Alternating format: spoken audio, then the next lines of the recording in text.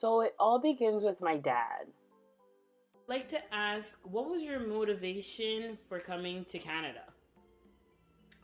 Um, as a young man moving from Africa to here, I had a number of motivations, but the most important motivation was to um, improve my life and my family members' life in general.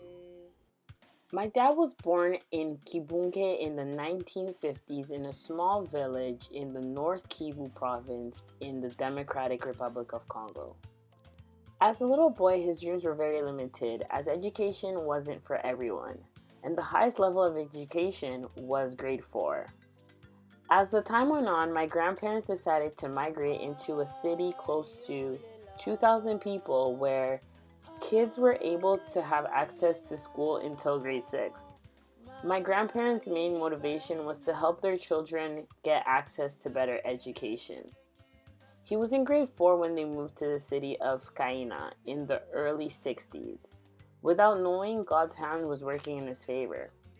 His grade 6 teacher enrolled him into a Catholic school located at 300 miles away from Kaina. When he came back, this teacher told his parents that they have to choose between giving him a chance to attend this prestigious school or just to give up on the chance of him progressing past grade 6.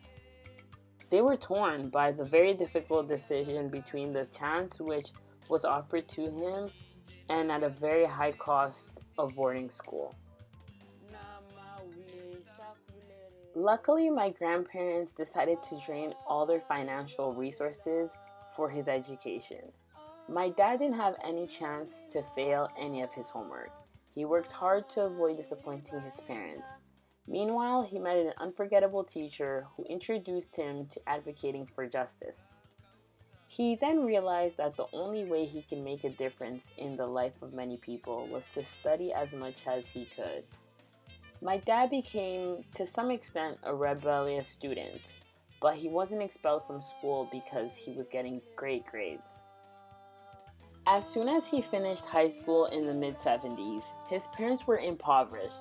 He had to work to help them for his siblings' education. Therefore, he couldn't go to university right away. However, he kept his dream alive of one day attending university. With my grandmother's help, he was able to go to university in the early 80s. Unfortunately, as a rebellious person, he started advocating loudly for university students under Mobutu's dictatorship. He had to leave his home country and went to exile in Tanzania, where he lived in a refugee camp from 1985 to 1988. He was selected by a Canadian immigration officer and resettled in Canada in 1988. When my dad arrived in Canada, he was settled in Quebec. He quickly took his chance and enrolled at the University of Laval, where he graduated with a bachelor's degree in 1990. Soon after, he registered in the University of Ottawa, where he graduated with a master's degree before going back to Laval University and got a PhD in political science.